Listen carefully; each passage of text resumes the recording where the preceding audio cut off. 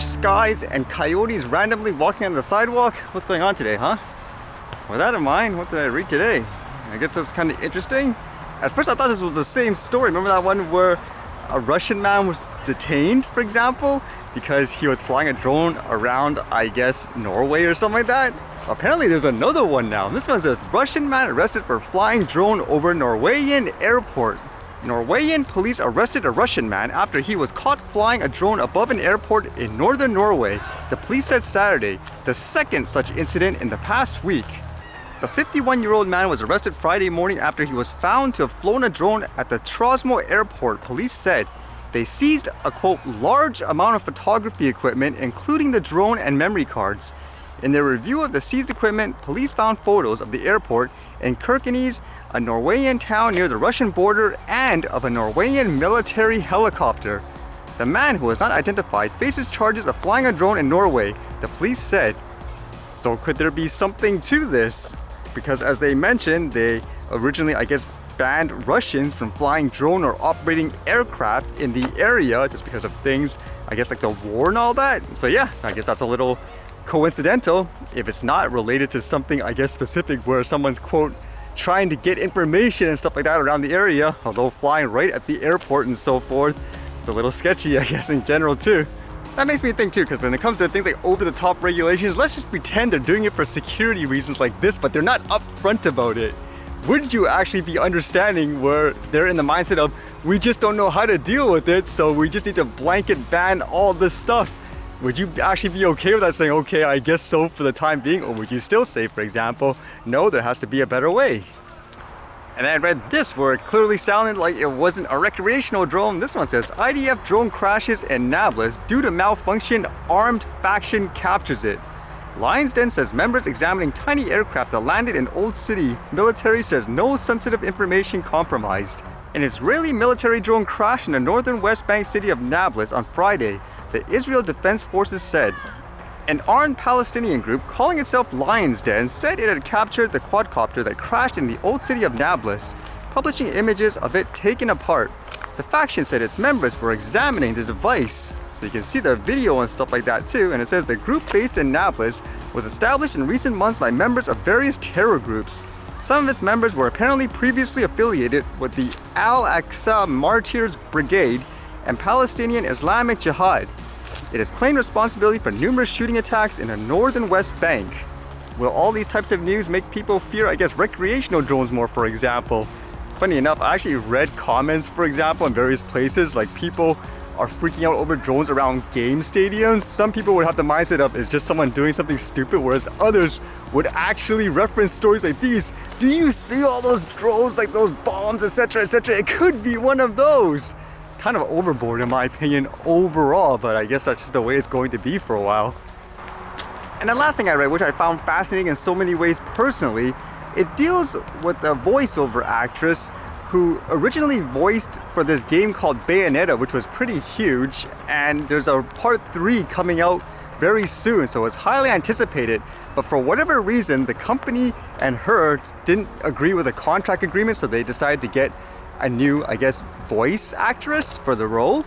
And I guess after all this time, you're wondering what's going on and so forth. Now, all of a sudden, she releases all these videos explaining, I guess, her side of the story. Like with this post says, friends, worldlings, bayonetters, hear ye.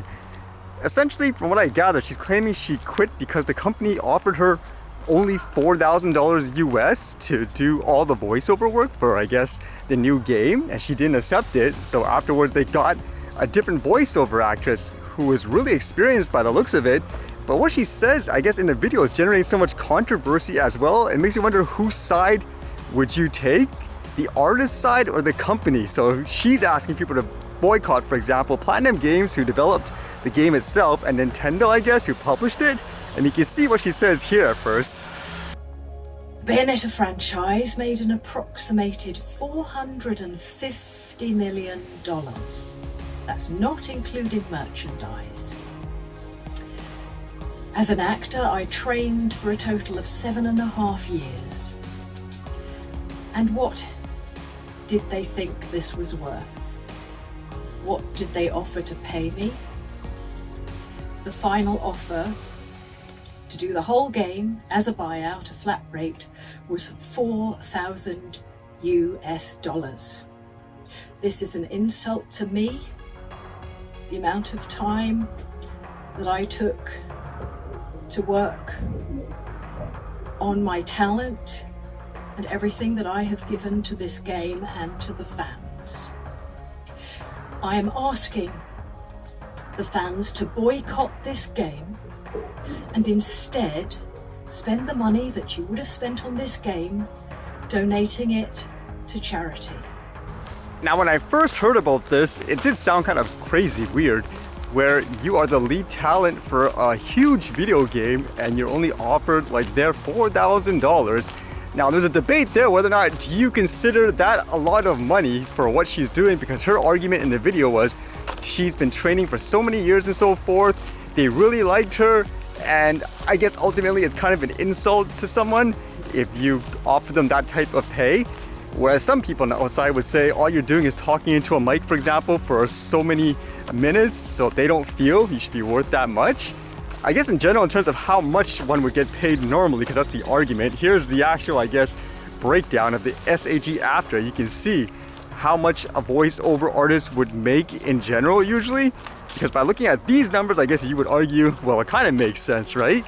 For example, it says here anyways, day performer up to 3 voices, 4-hour day is about $956.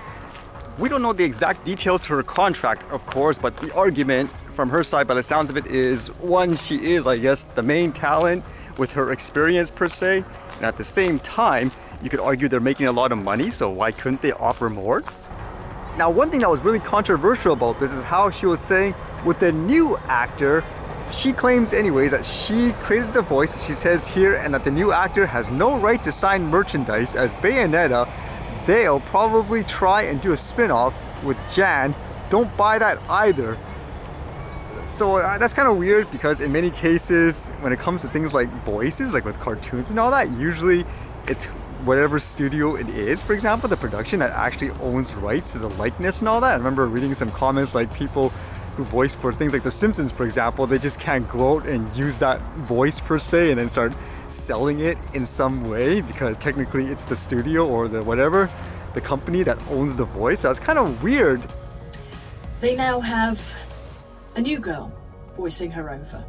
And I love actors, I wish her all the joy in the world. I wish her all the jobs, but she has no right to say she is the voice of Bayonetta. I created that voice. She has no right to sign merchandise as Bayonetta, any more than I have the right to sign as Eva Green, even though I was her parrot on the video game The Golden Compass. That portrayal is hers and hers alone. So I'd be curious too, like most people, what's the other side of the story? Did they actually offer her something really good? For example, I don't know, royalties or something like that? Because according to what she said in the videos, in the past when they had a dispute, she actually got someone to write in Japanese to one of the key head figures of the company, and as well, he also helps to make the games too. Is this person here, Hideki Kamiya, and he actually had an interesting response online saying, sad and deplorable about the attitude of untruth. That's what all I can tell now. By the way, beware of my rules. For those who don't know, this guy blocks a lot of people on online, for example, like Twitter and stuff, where if they ask him a question he thinks is stupid, for example, he'll just block everyone. And I guess because of this incident, he's been blocking so many people, but it seems like his account, like here, says temporarily restricted because something's going on.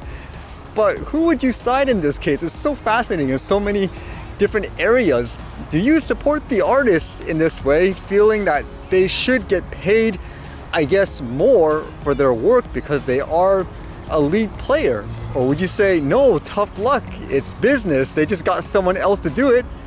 Or at the same time, one question that people were throwing out there was how, for the new, I guess, actress, they're assuming there's no way she took only, say, $4,000, so the assumption is they did this on purpose to get rid of her for whatever reason. But whose side would you actually lean towards here? I can just see this through multiple, I guess, perspectives. For example, from the artist's point of view, I can kind of understand the frustration there, where you put your heart and soul into a piece of work, and many times that type of lifestyle is very rare to get that kind of opportunity. So when you think you finally got it, then you feel you're being taken advantage of afterwards. Like, what do you do in that case, right? And to my understanding, she broke an NDA of some sort to speak out. Then you have like the business side. You could argue, well, it's just business. They want someone that's potentially, I don't know, cheaper, or if they're going to pay the rate, I can imagine one possibility is I might as well get someone that's, quote, I don't know, big and famous per se. I know in the game industry there was a huge uproar before where there was a game called Metal Gear. It was a really huge series, and there was an actor who's been doing it for years, like the voice. It was really good too. But then all of a sudden he got replaced by Kiefer Sutherland. Like, he's more famous to more people, so it makes you wonder, is it more about getting someone bigger afterwards if you're gonna spend, I guess, the money? On a general note, I always find it interesting when people say, like, in these instances, who cares? It's a, quote, I don't know, artist or something like that. They don't need them in the world, that type of thing. Yet at the same time, when you think about it, for example, during the lockdowns and all that, what's the first thing that so many people turned to during those times? They went to, like, what? Things like Netflix and all that, basically to keep them from going insane. Usually, a lot of times it is the artist in that aspect, or listening to music. So that's a little weird when people say, who cares about them and so forth, or at the same time, that's the first thing people turn to many times.